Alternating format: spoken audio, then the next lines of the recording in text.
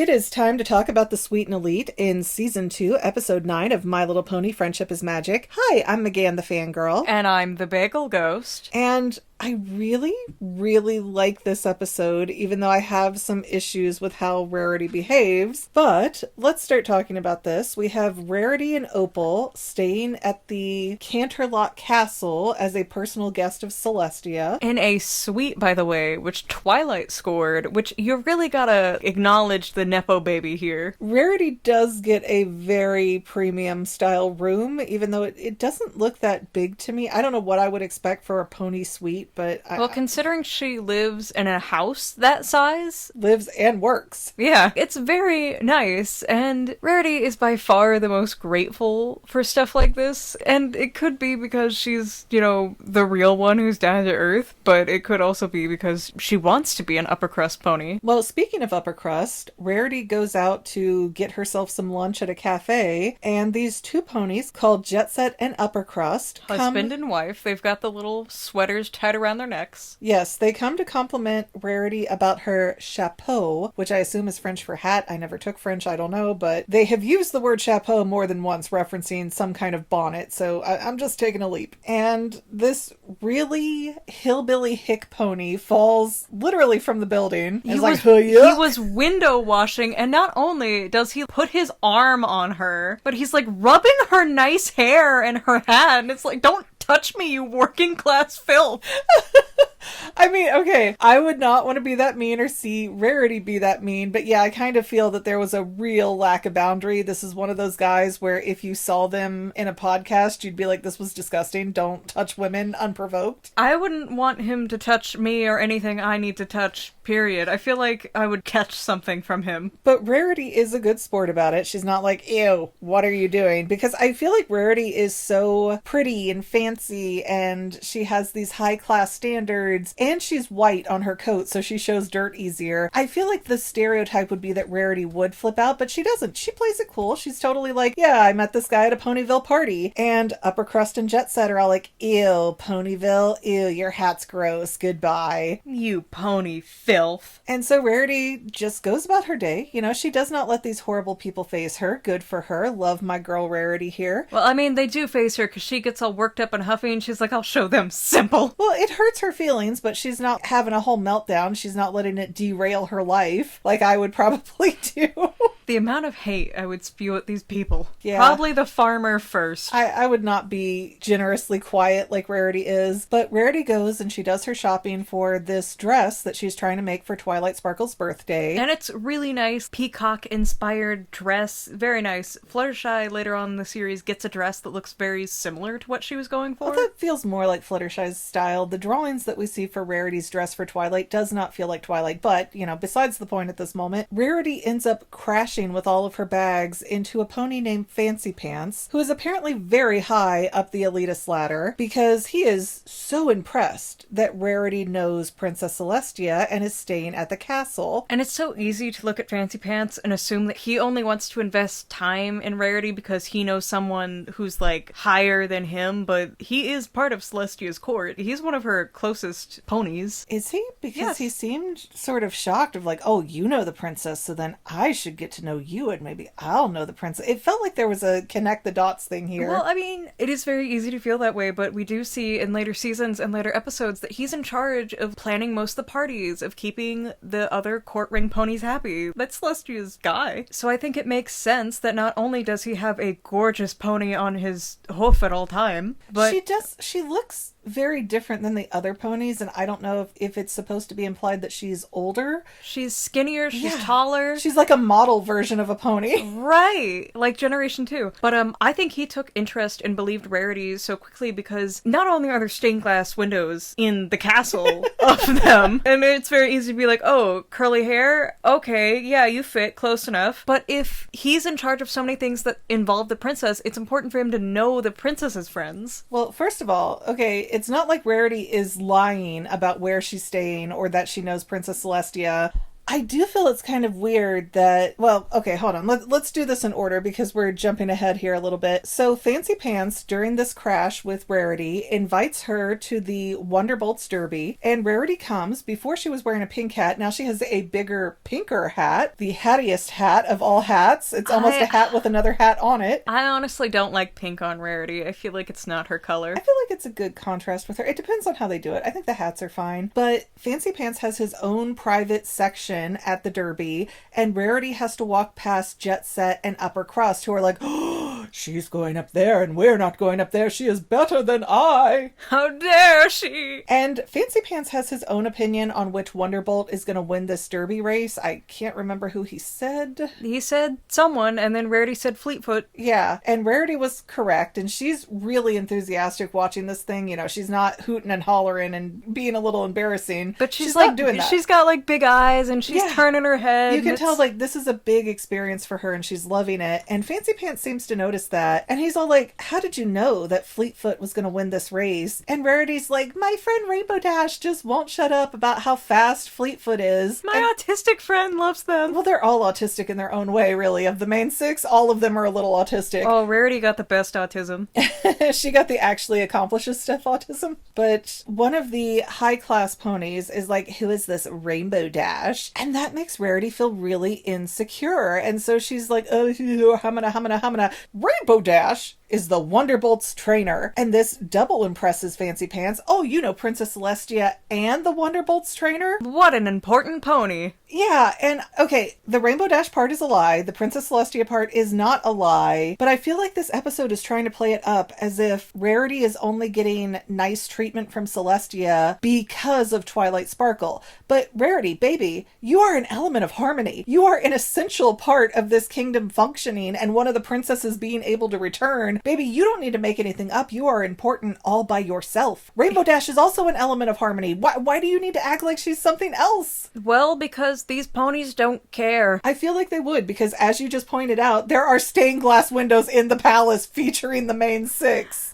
Okay, Fancy Pants would care. The rest of these ponies who apparently don't have opinions of their own. Well, they don't. And we really see that a few times throughout the episode, because now that Rarity has Fancy Pants' ultimate approval, every other pony is overwhelming Rarity with invites to this, that, and the other. And she's like, I guess I have to extend my stay in Canterlot. And she's not finishing Twilight's dress, even though Opal's like, tap, tap, what are we waiting for here? Opal just doesn't understand. And like, I get Rarity's situation. It's very hard once you're getting where you want to be to push away and reject it, because it is. She's having everything she's looking for kind of handed to her. And she might not get another chance. Yeah, she's only told the one lie right now, even though I think it's kind of silly because y'all girls are all important. This is not like a bunch of bumpkins from Ponyville. But she doesn't feel important. I know, but then they play the song, which is my favorite song from this series that I've ever heard, with the, what is it called? Every pony should know, something like Becoming that. Popular. Becoming Popular. Oh, I have this in my Spotify playlist. I seriously do. I love this song. It is so cute. And I'm not sure, and I'm not going to look it up or do any research, but I swear the lady singing for Rarity used to sing for one of the Sailor Moon English soundtracks because she sounds so familiar. Guys, fact check her and prove her wrong. Yeah, but we do see, as Rarity's going to these different parties, Rarity kind of feels like a nobody, but her ego is getting boosted, so she's getting a little bit more full of herself, a touch more arrogant. I wouldn't say she goes overboard with it. She's getting a lot more leeway. She's having a lot more influence, and in Ponyville, she never really had influence, and no one really cared about her. Yeah, no one was really... It's kind of like when somebody becomes an influencer after being a nobody, and they're just like, ha, all my moves are great. And again, I don't think Rarity goes over the top with it. I don't think she takes it too far. But I don't even think she makes bad plays here. I think she just is trying her best to preserve her career. No, and you're right. But I think the other ponies are interesting because they're watching every move that Rarity makes, which is sort of inflating her ego more, right? Like they're at the one party and it's like, do you want A food or B food? And nobody will pick anything before Rarity does. They're all waiting to see what her her choices so that they can all pick the same thing. And that is a very intoxicating high to get to have. We've never had those highs before. I mean, not to this extent where people are clamoring and clamoring, but I've had my moments. Come on. I just make people like magical girls. That's all I get. But these other ponies that are well-bred and elitist and the top of the Canterlot chain, they are sheeple. They don't make any decisions by themselves. They just look at who is the highest ranking person.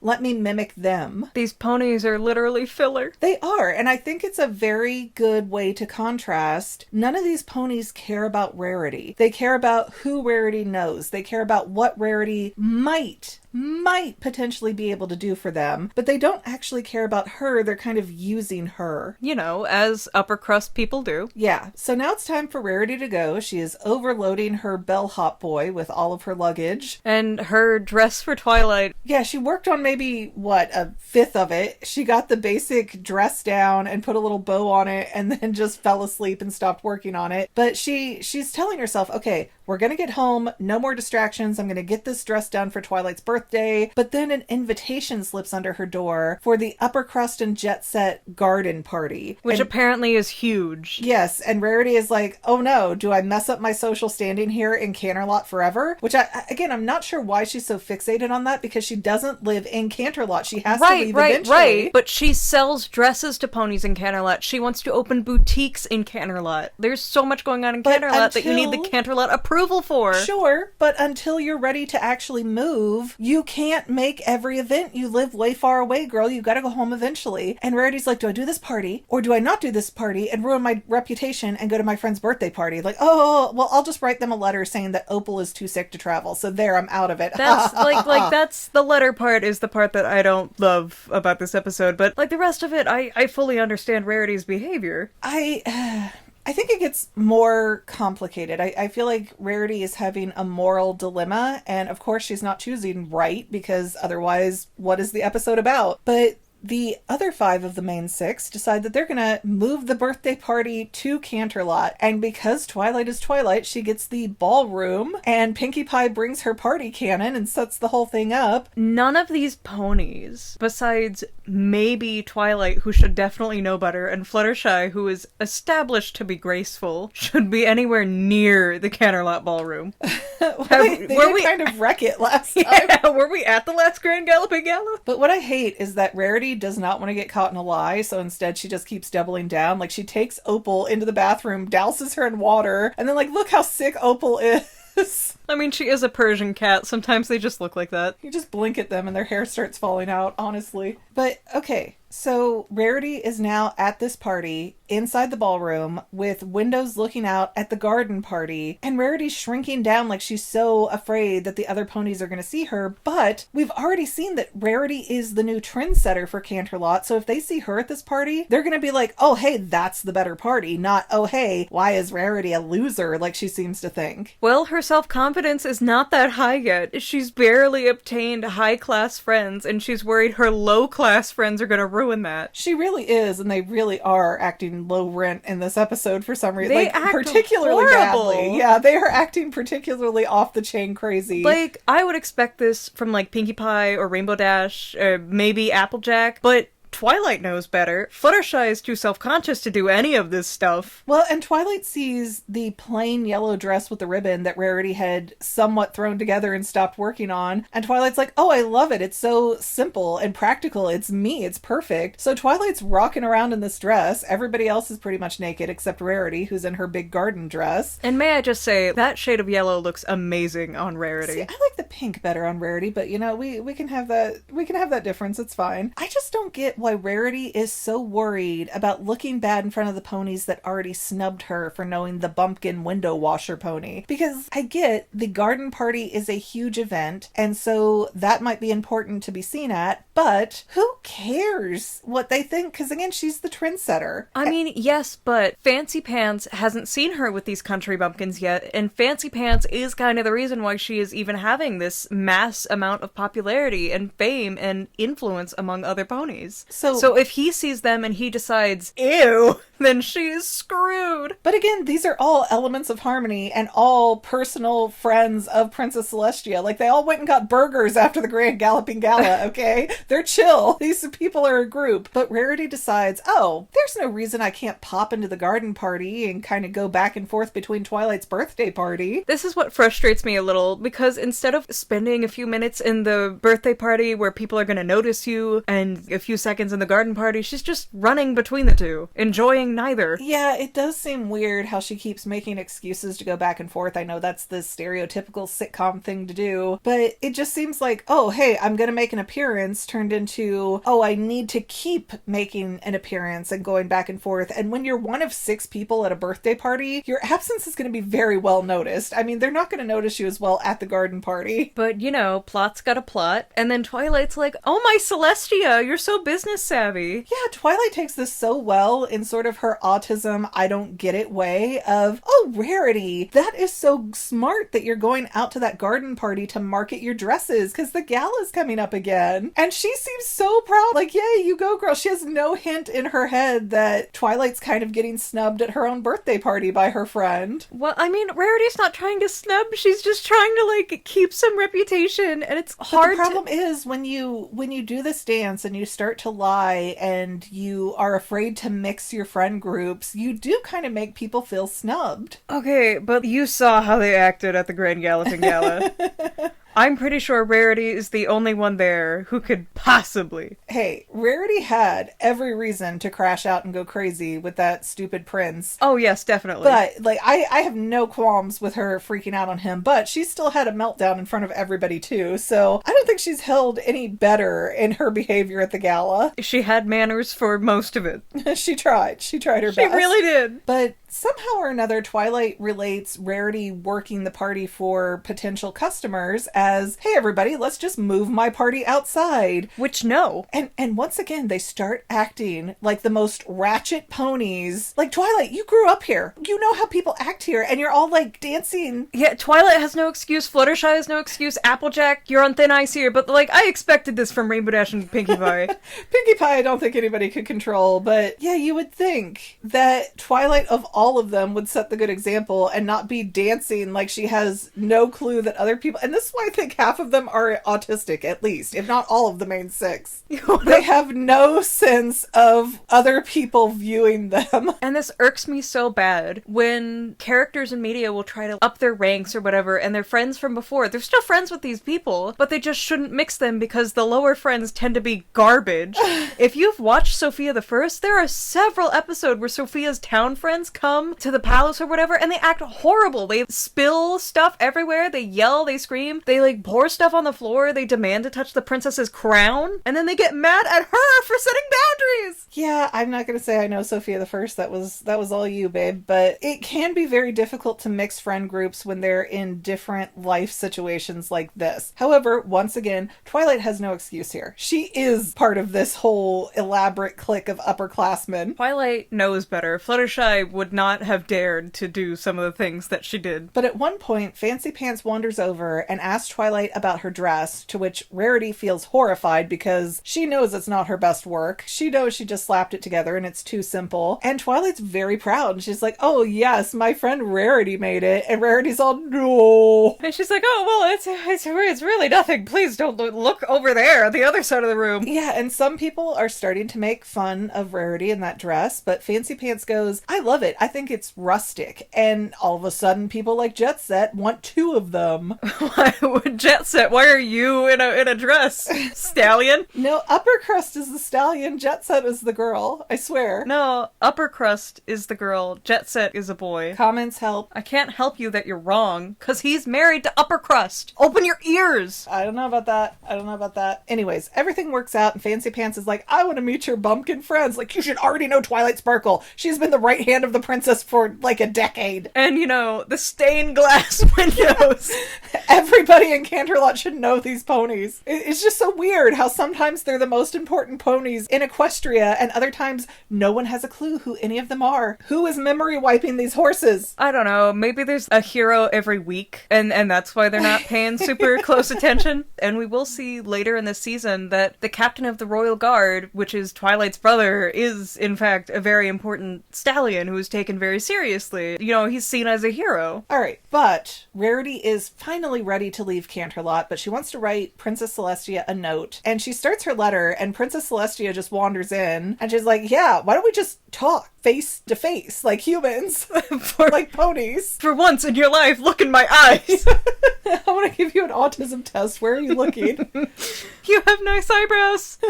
And then, of course, we see on the side our last gag of the poor bellhop pony just being overrun by Rarity's luggage because he ain't no two-trip beach. You want to pick a different word? Beach.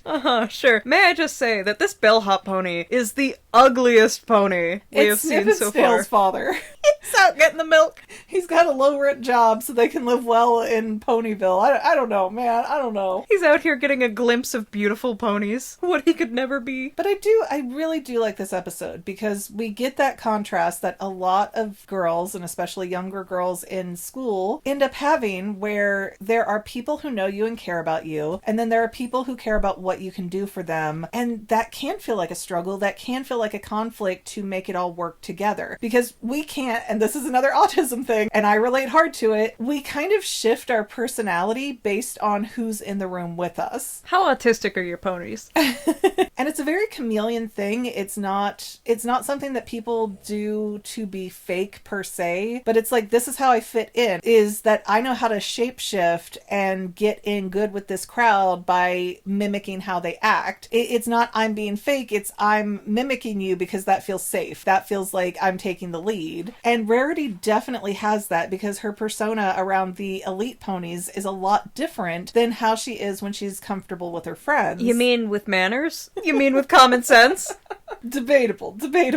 I also really like this episode because it shows off that there are upper crust ponies that don't have to come from a super humble background, that can be legit real ponies who aren't just shallow and mean and rude. I think Fancy Pants, he's a real one. I think he's a nice guy. I'll take your word on it because I don't know if he ever comes back in the series. He comes back a lot. I don't remember seeing him ever again, but you watched way more than I did. Yeah. Anyways, with that, please don't forget to like, subscribe, comment, and or share. That's all free for you. We have paid channel memberships, not free for you, but Cutie mark for us. It's great for us to have like actual revenue on some of these videos. So thank you for those of you who joined. Cutie mark. Pi% guaranteed. No guarantees are backed or validated by the Fangirl and its subsidiaries. You will not be refunded based on Cutie mark list results. And with that, we will see you next time in the next episode, guys. Bye. And to any of my members here on YouTube, a huge bottom of my heart thank you for all of your help and support. If you would like to become a paid channel member, there is a link in the description below. Thanks again, guys. Love you. Well, family members, we're almost done, but I want to invite you to hang out with me in some other places. I'm on Twitter